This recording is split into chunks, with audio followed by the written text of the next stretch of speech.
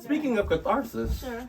why in the world did you decide to share this story with all of us? Yeah.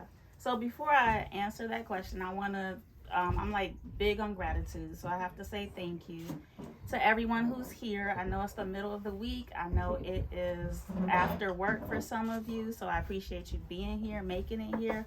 Some of you flew on a flipping airplane to get here. So I appreciate that. And some of you drove from other places. So I appreciate that. So I just want to say thank you for that. So the question was, why did I write this book? I mean, why did you want to share this story, with all of us? Yeah. So like the simple answer is, as I began to kind of like heal an addiction cycle, it became apparent to me that I have been hiding so many things, like not just what's obvious on this book, but even smaller things that I thought were shameful. And it became super clear that if I wanted to heal, then I had to be able to tell the truth, that I had to be able to somehow find a way to be my authentic self in all spaces, or in as many spaces as possible. And because I'm a writer, like that's the way to do that. I wrote a book about it and decided to share it. But if I could backtrack a little bit, I started writing this book in 2014 after when you read the book, you'll see that I have like this huge rock bottom moment. And that's literally when I started writing. I was trying to figure out how in the world did I get to this point where I'm doing all these things that are seemingly outside of my character, right? And so I wrote a book first that was going to be simply about adoption. And it was going to be this adoption story and this whole thing, because clearly that's what was wrong and I need to share that story. But then it wasn't quite right. So then I changed it and I read Melody Beattie's Codependent No More. And I was like, oh, I'm codependent. That's what happened. And so I rewrite the whole story. And then I'm like, well, that's still not quite right. And so finally I started reading like the sex addiction literature. And I was like, oh, shit. I have to write a book and I have to tell people that I was a sex addict. I didn't want to write this book. I'm a professor. I'm a mother. I'm a wife. And I'm a friend and everything else. So I didn't really want to write this book, but I don't know if you've ever felt called to do something and you just can't, like, it just was like a push. And so here we go.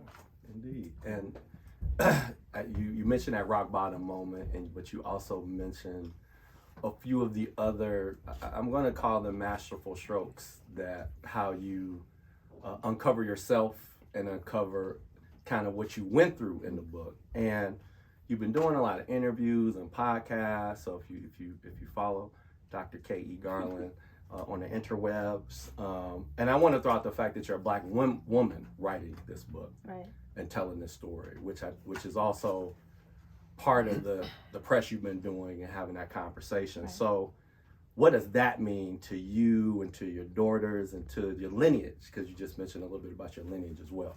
Yeah. So when I was writing the book, I wasn't writing it for anyone else other than me, really. And then eventually I'm like, oh yeah, this is probably a cool little story for people to read, and maybe they'll get something out of it. But as I got further into it, I was like, oh yeah, I'm gonna have to tell my daughters about this book. So very specifically, my youngest daughter, she's turning 22 in a couple of weeks. I had a book release a couple weeks ago, and before the book release, she's like, oh, I wrote this poem called I Am My Mother Am I. And I was like, oh, you're gonna have to read this poem at this book release before I even read the poem, right? Then I'm like, well, do you want to share it? And she shares it with me. I'm like, oh, this is really good. You're gonna have to read it. So she reads the poem, y'all, and first of all, I thought she was gonna be standing there like Shakespeare with a scroll or something. But she like memorized it, and it was like the spoken word situation, and I was trying to keep it together. It was a lot. But she said she wrote it because a lot of her friends often are like, I'm not my mother, like I'm not gonna be like her. And they end up being like her her anyway, but just in different ways. And so the poem is, it really shows, yeah, like you don't want to be like your mother for a lot of these reasons because you notice her flaws, but you end up being like her anyway, and sometimes worse ways, and sometimes just same, different, right? So what I've learned is that like I had no idea that this book was going to like spark healing in other people, like in ways that I still can't fathom it. She had a list of 22 questions after reading the book. And so we sat a couple Fridays ago for like an hour and a half, and she was like, yeah, question 1. And so, I mean, but can you imagine, right? Like how much healthier we all would be if we were able to talk to our parents in an authentic way without them getting defensive, and just saying like, yeah, could you tell me about this thing? Because it'll help them understand themselves. And I'm curious on I'm gonna say the larger family side, the friend side. There are humans in this room who are in the story, right? Because they're part of the story. Beautiful humans. And how has that journey been in having those conversations or preparing people to have those conversations? Well, I don't think that I've prepared them, and I don't think I'm prepared for the conversation. So I will say, and I hope she's not gonna she probably is gonna talk about me later. But Micah, who is in the book, is right here, right? And so we have spent 2 days together having conversations about a myriad of things. And when I say like just everything, right? And there's no way that I could be prepared. The only way that I'm prepared is that now I know the answers are the answers and the truth is the truth, right? So when you like function from that space, you don't really have to be prepared because you're always prepared. There's nothing anybody can say or ask me, especially after kind of like functioning from the inside out. Like first I dealt with me, then Mr. Garland, then my daughters, then friends. But once I take care of this inner circle, like whatever, you can ask me whatever you want, and we're good. Good. Yeah. And you mentioned the different roles that you play, and and in speaking for yourself and not speaking for your husband, mm-hmm. not speaking for your daughters, mm-hmm. not speaking for your family in mm-hmm. that way. So just I'm gonna say like hard stop, not answering questions about. Sure. How your husband feels about Absolutely this. That's not. For him to answer. That's yeah. for him to deal with. Yep. And that's between you two as well. Right. That's not for all of us to right. know. That's right. not for all of us to know. You mentioned being adopted, mm-hmm. and that you started there. When you started with that level of story, mm-hmm. like what was the original impetus, without no spoilers, that kind of got you to that point of that being the first thing that you thought was like, this is what's wrong with me? You mentioned that earlier. Yeah, I think it was like the shame of being adopted, which sometimes so some of the things in the story, I think even this story, I keep having to tell people like it wasn't 2023 when I was going through things. So sometimes when I say I was ashamed of being adopted, it's kind of like, why? Like, people adopt people. People know this. People live in foster care, all kind of situations. But in the 1970s, 80s, nobody was really talking about adoption. And when we're talking about like Black families, like to this day, I just had a conversation with a friend where she called me and she was like, wait a minute, are you saying your grandmother who rescued you kind of sort of and took care of you is not biologically related? And I had to like break down the whole thing because she didn't understand that. Because sometimes in Black families, the auntie is the mama and you didn't know that, and all the Tyler Perry things. But it wasn't that, and that's what she was thinking. I was like, no, my family really was not my biological family, and that like blows people's minds. So for me, it was that thing like, oh, I was so shameful, and here is how this shame manifested in my life. Yeah. There is a quote that stuck out with me, and so I read the book on my phone. Then the audiobook just came out, so audiobook's dope. Kathy's reading it herself. She has a that raspy it's if you've ever had her tell you a story, like, or tell you what happened, like, listen to the audio book. I'm like, oh, this sounds like Kathy yelling at me about myself. Right. So this sounds really familiar. But it's on page, if you have a book, 154, and it says, I believe what they did. Achievements are proof of wellness. Achievements are proof of wellness. Now, this is bad interview etiquette 101, but I want to read that quote, and then I just want you to expand on the idea that you believe what they did, your family, right? That achievements are proof of wellness. So, so in this audience are people that I went to school with, and I think they will understand that. And when I say went to school with, so 2 people who I went through a magnet program with from the 1st grade, and then people I went to school with from the 7th grade. So think about that, like being a gifted student for all those years. A lot of people, I think, only see like, oh, you're so smart. Like, that's what I used to get, especially in spaces where we're not at school. Oh, you're smart. But what you start to learn when you pay attention, like all children learn, is that means something, right? You're not just smart. It means that that's like a good thing. And for gifted students, I think what ends up happening is it means that's the only thing. Like everything, nothing else matters. Whatever you're going through, that doesn't matter. What matters is, did you get an A? How did you do in a science fair? What's on your report card this 9 weeks? Nothing else matters. And that's what I had kind of been taught, and especially with my background, I think most people in here know that, like, my mother died when I was 16, so my adopted mother, and that's exactly what it felt like. Like, my feelings didn't matter, my emotions didn't matter, how I processed it, if I processed it. As long as I was doing well in school, then I must be doing okay. And so I kind of took that with me. But that part that Duane was talking about, it comes later in the book, and I think it's like after I'm married, after I have a kid. I think I just had my first kid. So I'm gonna back up and read a little bit. And if you have a book, you can follow along. I'm gonna read from page 79 first, just to contextualize some things. Okay, so this is from Will, 1991 to 1993.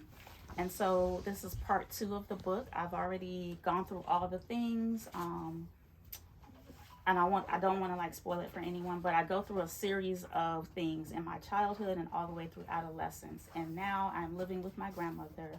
No, I've already moved. I've already graduated high school and from another high school, and then I'm in undergrad. That's where I am. Okay. Addiction is rooted in trauma.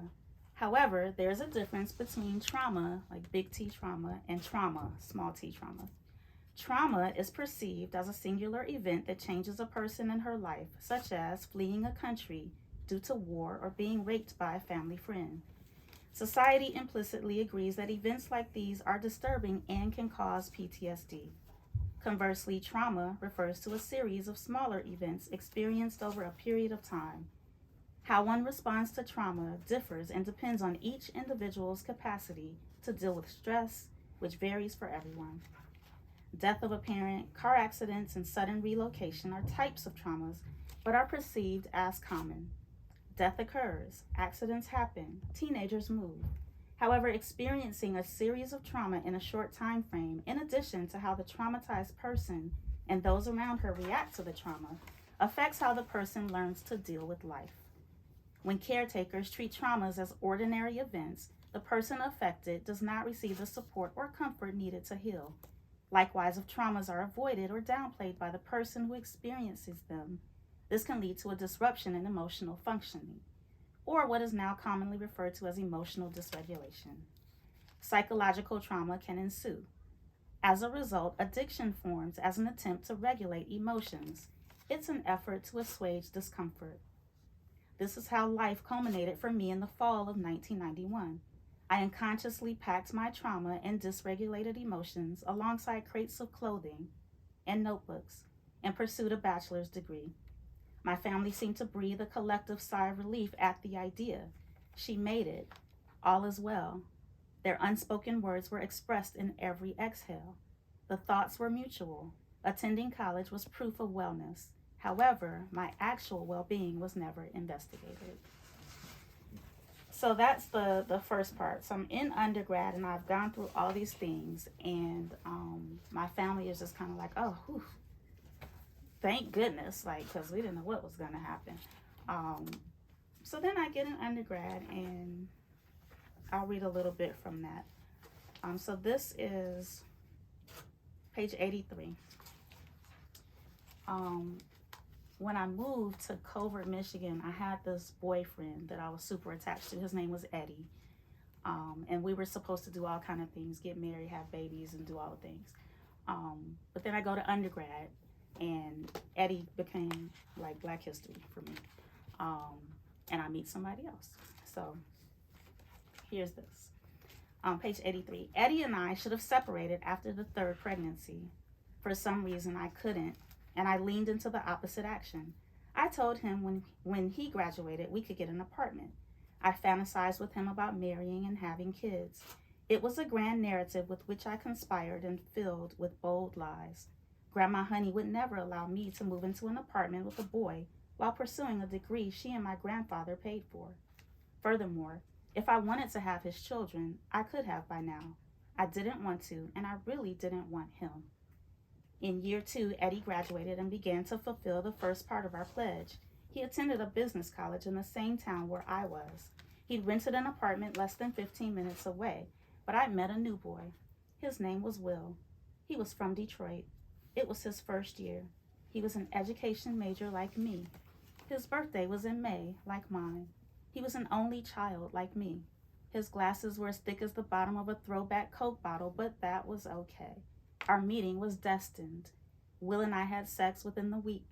Like Kenny and Trey, he pumped and panted on top of me while I lay there daydreaming. My relationship with Eddie lingered in the background.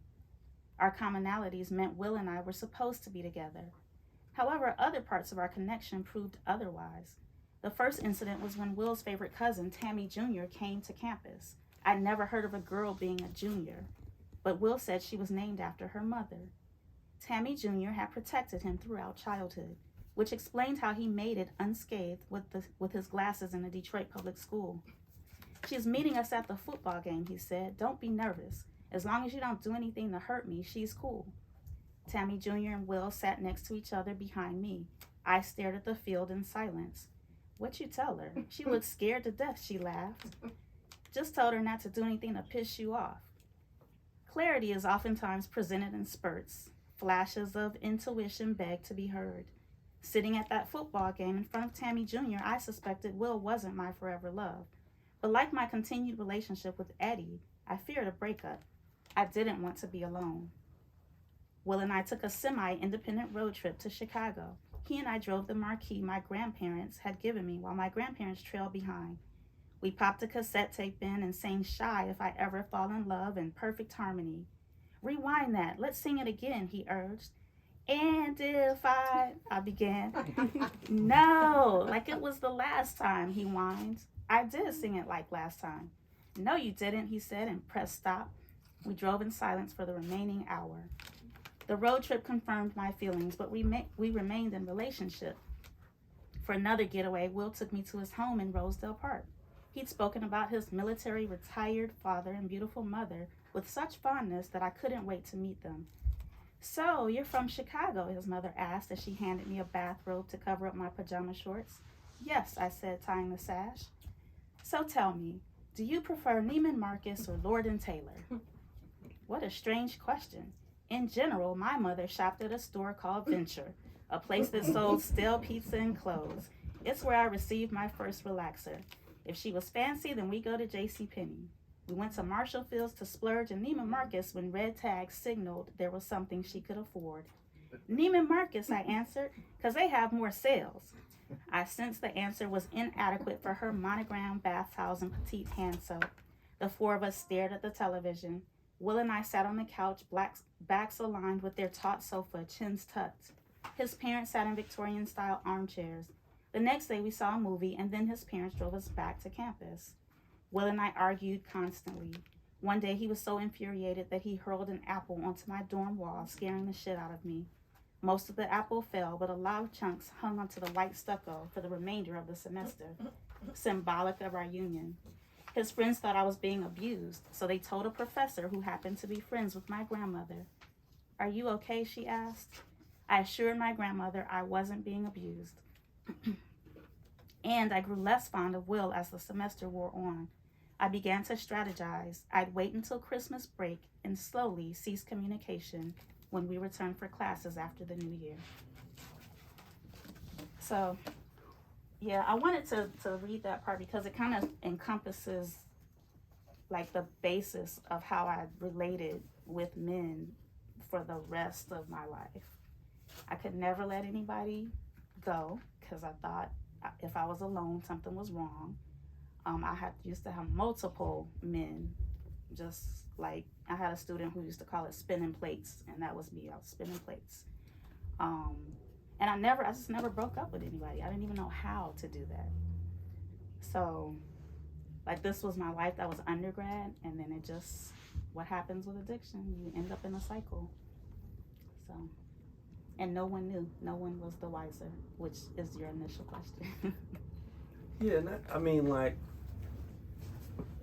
this is a bit of a deviation, but yeah, how was you able to do it? You was just doing all the things? I've always done all the things. How was I able to spin plates? Yeah, how were you spinning all these plates? Yeah, so I think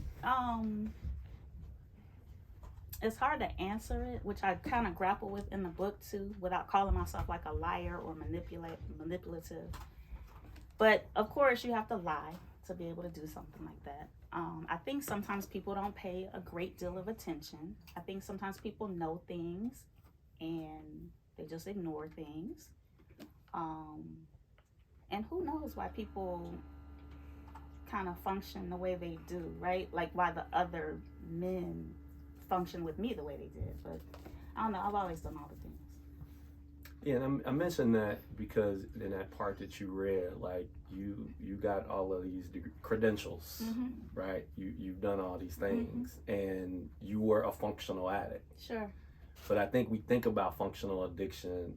I think we think about like stock traders doing lines, or Right. like somebody that has like 3 drinks after work every day. Right. You Which know? is a type of functional Which is a type of addiction, but we think that they're gonna drop some of those. They can't spin the plate. They can't Mm-mm. possibly Sure you can. spin all of those plates and be a functional addict. Sure you can. Especially when you're used to like hiding and putting up a facade. So if we go back to your original question, I knew what people wanted to see and hear. And I don't mean just my family, friends too, right? I quickly learned girls don't want to be around girls who got lots of dudes. Because then how am I supposed to bring you around my man? That, like, I learned that. So yeah, you learn what is acceptable to everyone and then do that thing. And then keep all the rest of the plate spinning is back here. Which is stressful, just by the way. Well, it's gonna manifest itself in some way, in other ways. You also mentioned people not being observant. Mm-hmm. Well, you're a teacher. You're educated. You're a trained human observer. Right. So could you? I'm curious about what this book means for people to see you. Mm. You know, like, and I think that's a little bit different than sharing the story. It's a little bit different than it's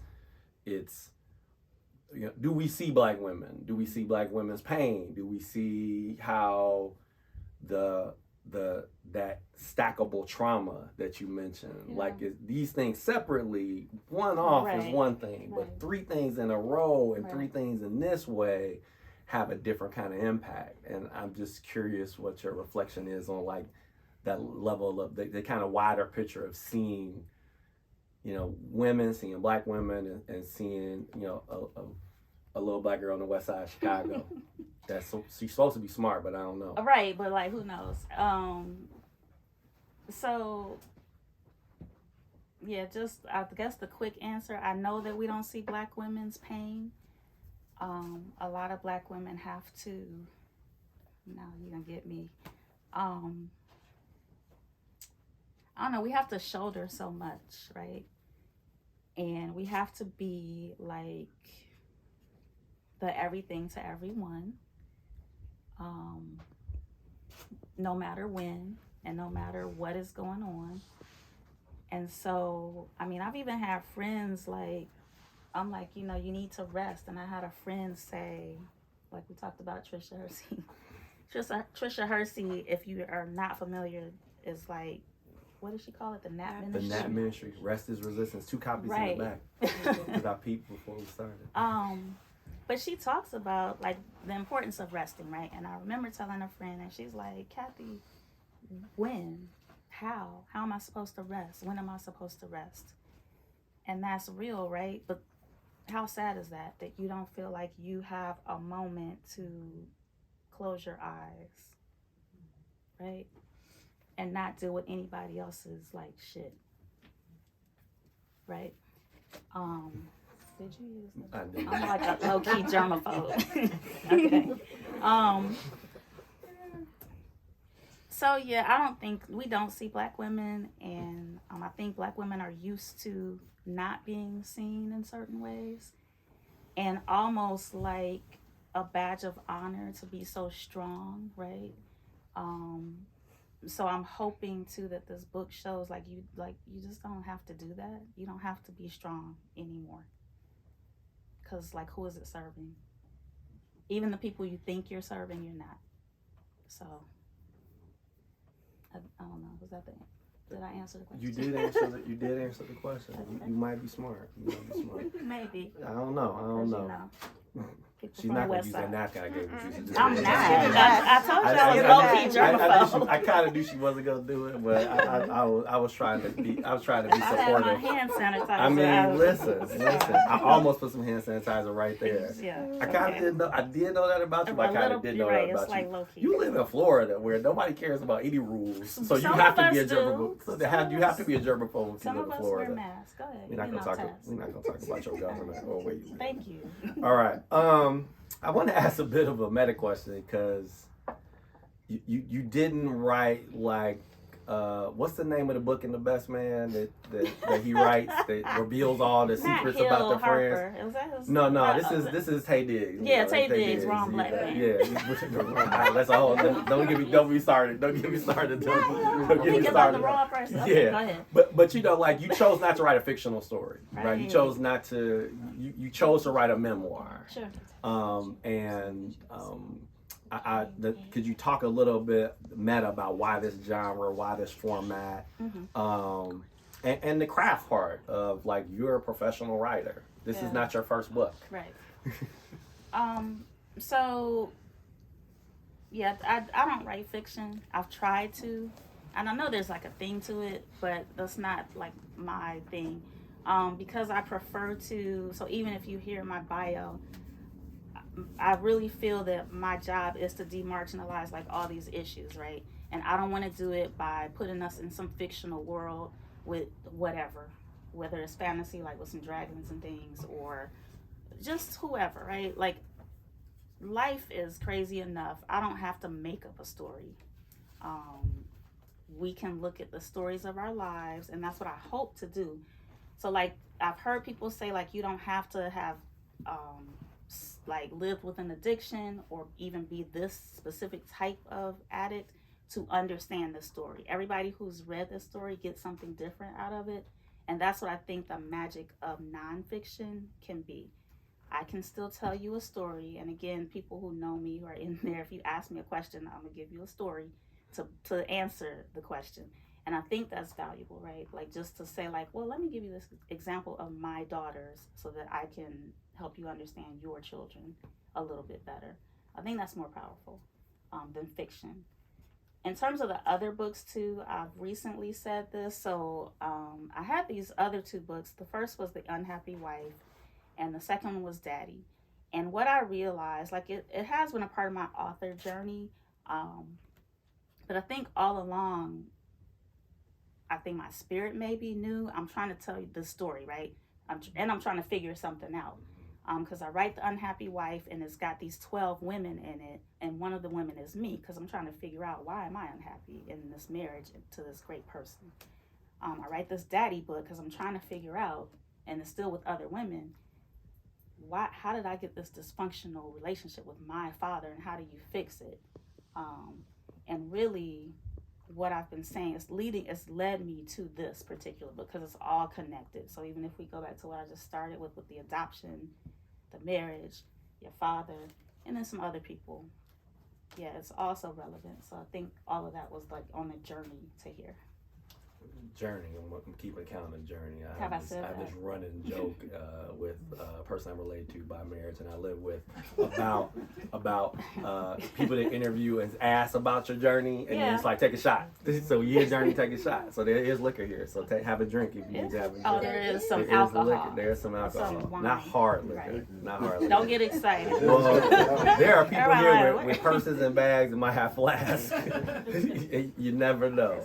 You never know. And there's white stuff in here. I assume it's water. I'm assuming it's water. Let me ask another follow-up to that, which is, I know you read other memoirs and kind of picked out different pieces. And I also know, because we as I broke down earlier, the editing journey was something we shared together. While you were being edited, you were also editing me. Right. Could you talk about one that resonated with you structure-wise, or something that you really was powerful to you? Buy this book first, and then buy that book after you buy a couple of copies and get this to other people. But could you talk about one of those other memoirs that you're like, oh, that was something that I thought was really well done. Yeah. And I added that as part of my craft of building this story. So, like, the beauty of a memoir, people think that everybody thinks they can write. That's the first thing. And then everybody thinks they can write a memoir because they think it's just like a story of their life, which it's not. You have to have like a theme, and then you go from that theme and then write. And also, you don't write like, I'm thinking about Cicely Tyson, because my friend's not read her book, and it was like 12 Years a Slave. It was just so much, and she started from the time she was born. She talks about being in a baby carriage until, you all know how old she was. She was like almost, it was very long. So I didn't want to do that, and I know that wasn't your question, but I didn't want to do that. So Jasmine Ward has a memoir called Men We Reaped, and it is excellent. She tells these stories. The whole point is to show how social and cultural things affect Black men. And she tells these stories about the Black men in her life to show that. And I thought it was just like the most masterful thing ever. She's never like, yeah, y'all racist and this is what happened to my cousin. No, she like takes you through these whole stories of her cousin and whoever, and then by the end you're like, okay. Another one, celebrity memoirs, I've read a lot of them, but the one that I really, really liked was Trevor Noah's Born a Crime, yeah. And I think he does the same thing. He tells all these stories just to get to the end. And I think the whole point was like to show this abuse, like his mother was in this abusive relationship. And it also shows like the social and cultural things that allowed this to happen in the first place. But he takes you through all this thing just to prove that one point. And those are the things that I was trying to do, was like help you. Like my editor said, you know, you're taking people on a journey with you.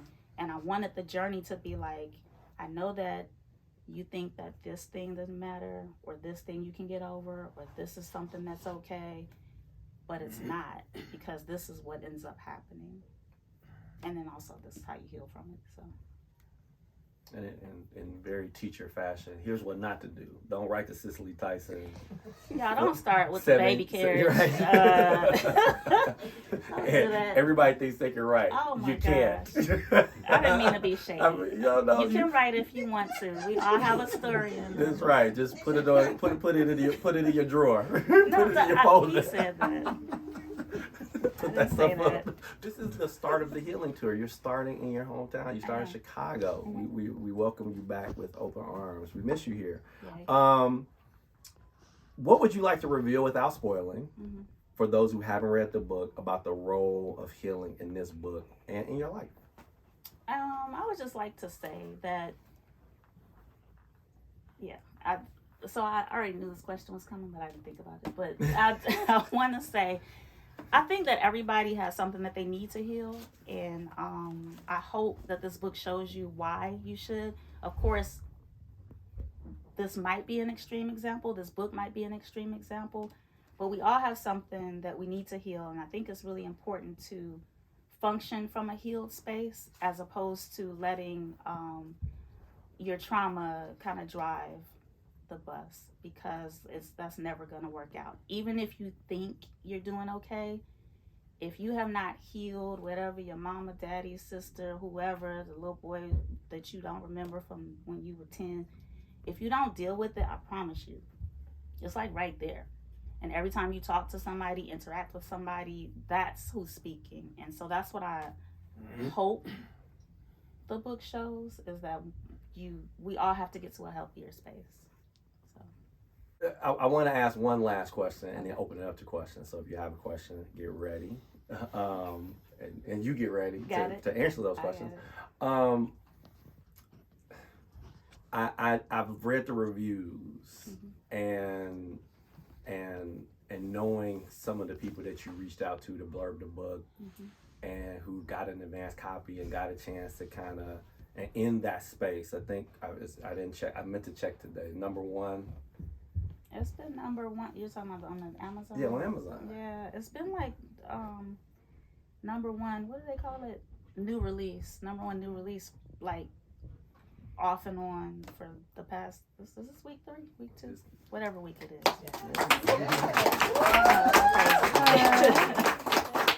And this is an independently published book, and you're considered independently published. And you're an independent author, and it's hard out here. Nobody wrote you a whole big old check, Absolutely not. You in your car driving around. I'm writing checks. I'm in my Jeep driving around to places. Getting this out into the streets and into the world. Yeah. And I mentioned all of that to ask this about I want to say the process for healing, but the connection to self-care. You mentioned in that ministry already. That's something that you recommended to me. Yeah. Changed my life. Yeah, go to sleep. Take a nap. Yeah. Like right now. Like everybody go sleep now. What has that response been from that community, the community of healthcare, of mental health care? What has the response been? The experts, the people that you reached out to have that. Yeah, so one thing I should say, or maybe I shouldn't say it, but I'm going to say it anyway. So there's something called self-therapy that people I don't think realize is a thing. You don't have to go spend hundreds of dollars with a therapist. You can actually read some things and figure things out for yourself. But not a lot of people do it because it's hard. It's hard to face yourself, right? So I did self-therapy. And so I didn't consult with any therapist or psychologist or anybody. When I was looking for the reviews, I cited one of the top female sex addiction specialists. Her name is Marnie Faree, to write a review. Like just out the blue. Dear Miss, like that. And she wasn't going to do it at first because she thought, like, who is this? Like, who are you? I convinced her, and she read it, and she was floored. And she was like, oh, everything you said in here is absolutely correct. How things happen, the trauma, the cycle, all of this. She was like, you did a phenomenal job. She said, but I have one issue. I don't know how I'm going to write a review when I've been telling people that they need to go to therapy for 30 years, that they can't do this themselves, and you did this yourself. Right. Mess with her check. Right. Where's Marty's checks? And she was like, you are a unicorn. And so that's what she calls me. And so we talked twice. So she finished reading the book like in 4 days. And she had a month, and she waited all the way up until the day that the review was due. After we talked twice, after we texted back and forth for the rest of the month, to be able to write it, because she just couldn't believe it, and she didn't know how she was going to phrase what she had to say, because she doesn't want people to think that they can just do this. So that's been cool. Now I call her Auntie Marnie. We talk like once a week, not about sex addiction, but just like, hey, how you doing? I would want to say we're really good friends. The guy I did the podcast with, Roy Kim, he's a certified sex addiction therapist as well. It's called a CSAT. Same thing. He's just like, this is amazing that you even did all this work to help yourself. So that's been affirming. Not that because I didn't need it. I already knew. I was like, no, something was wrong. And I don't know. I just needed the language to say. But that's been an interesting process. Yeah. Yeah, thank you for sharing Auntie Marnie, the Auntie Marnie story. Yeah. All right, we have time for a couple of questions. Anybody want to go? Again, I will reiterate, we cannot speak for Mr. Garland. He can speak for himself. But if you have a question for Kathy, Dr. Catherine E. Garland, please ask. Jana. So I was just like wondering, when you were talking about like healing yourself and how you have to like confront things that you've kept for so long, I feel like there's It's okay. That's why we're calling it a healing tour, not a book tour. This is my niche, y'all. Sorry. I feel like there's so much stuff like I just kept that I don't even like know. Like I'm just like unlocking things that like I'm connecting to who I am right now. And like when you did your therapy by yourself, like I can't imagine how hard that would be, but like how did you like unlock the stuff that you didn't even like realize was That's a really good question, and I would give you a hug so you can feel it from here. Because that's also something that I learned is important. When you see somebody crying, sometimes we think we have to say something or do something, and sometimes you just need to give them a hug. So just throw that out there. So how did I do that? I think because I had buried so many things. It's like once I thought about the one thing, then more things came. And that helped me. I would have to sit with that one thing. So even like the codependency thing, in rewriting the book, because when I tell you I got 4 iterations of this book, because every time I had a new thought, I was like, oh, let me change it up. So I thought about codependency for like a year. I don't want to imply that I sat for like 20 minutes or something. I thought about it for a year. Melody Beattie has like bullet points. And I was like, oh, how was I codependent in this way, where you like don't know where one person ends and the other person begins? How was I like that with my husband, with my kids, with my grandmother, with my friends, with the plates? Like what did that look like? And so it took a year really just for that one thing. So I would say like kind of give yourself time. And I'm a huge proponent of journaling, so that even if you don't have to write a book about it, but maybe you can write it for yourself, so you can start. Because sometimes if it's concrete, then it is real, right? The key is not to think about it and like push it back down. Yeah. So Thank you. That was good. Thank you. I'll throw out my questions and then you can pick one. Okay, go ahead. My first question is, I haven't finished the book, Mm-hmm. but as I was reading it, and I've noticed how you were getting like pieces of your identity through this process. And also, I know this is the healing tool, which implies that the healing is not complete yet, and so forth and so on.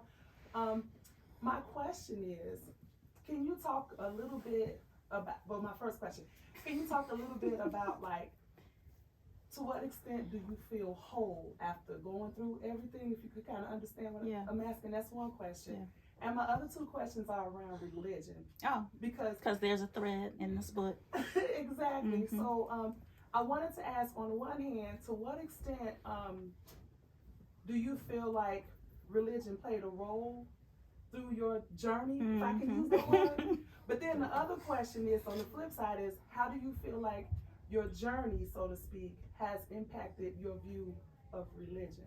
So those 3 questions. Either one, pick one. Okay. So I want to answer the last one, but I'm not sure how to respectfully answer it. So I'm gonna think and talk at the same time, and she's not gonna throw us out because we still gotta sign books. Okay.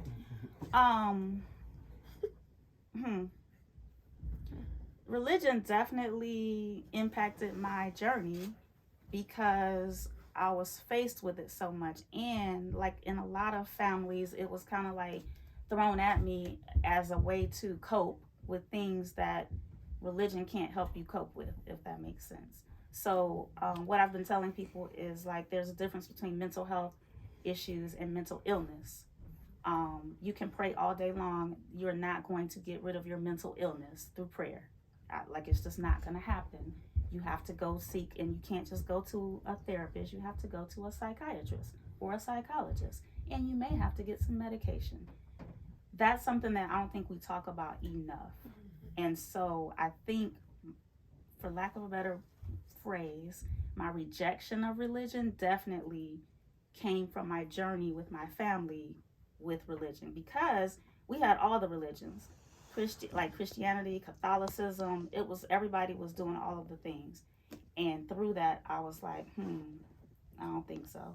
Like, because that didn't help me. Not that it can't help some people, but it just didn't help me. So I have a question. I have a lot of questions too, but I'm gonna try and just phrase one. And one of my favorite things that you've done in the book, and there's so many, is weave in this metaphor of treading water. And that on the surface, everything looks calm. Everything looks right. And your head is above water and you are breathing. But underneath there is so much that is happening, right? And that one of the things you say in the book is that your duality, carrying both of those throughout your life, was flawless.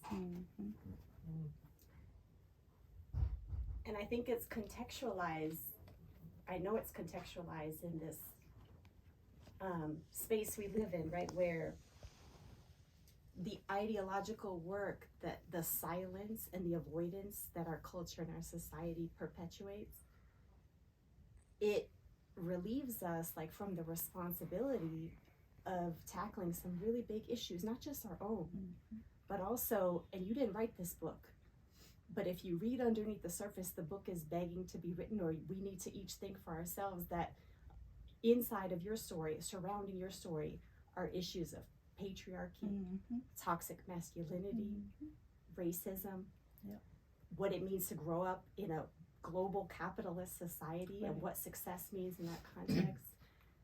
And yet we relieve ourselves not just of our own issues, but of all of that, by living and breeding this culture of silence and avoidance. And I think it's extremely difficult to, like, for me to locate my responsibility in all of that. And then the questions are, right, like, I don't know, it's like, not that I expect you to have the answers to this, but my daughter says to me all the time, I don't even know you. I grew up in a culture of silence and avoidance, right? And there are ways to tackle issues at different levels, and I wonder, for you, as you've gone upon your journey and explored some of these topics in both your writing in a very powerful way and also in your personal life, where do we start first? What do we do? What should we focus on? It's overwhelming, right? And yet, when you have, like, I have a child who's sitting with me, 18 years old, and saying, I don't even know you. I don't know where to start. Yeah, she's been with you for 18 years. Yeah. So let that sit for a second. But that's a lot of people's stories, right? You live in a house with people and you find out your siblings don't know you. Not really. I would say I started with myself. So I think a lot of times we don't tell ourselves the truth for a lot of different reasons. And maybe starting just telling yourself the truth, like whatever it is. I hate my job. Just for example. Maybe you don't want to say that out loud for some reason, or what, like sometimes it's like the smallest thing. So I think just start with yourself and tell yourself the truth about whatever it is, and then go from there. Like sometimes we think we have to do something after that. I hate my job, so I should quit. Well, no, because you have bills. But maybe I hate my job, and how can I get a better job? Or how can I become more self whatever? I don't know. But first you have to admit things to yourself. Like be truthful to you. And then you can be truthful to everyone else. Thank you. We appreciate everybody being here. Let's give Kathy a round of applause. Yeah.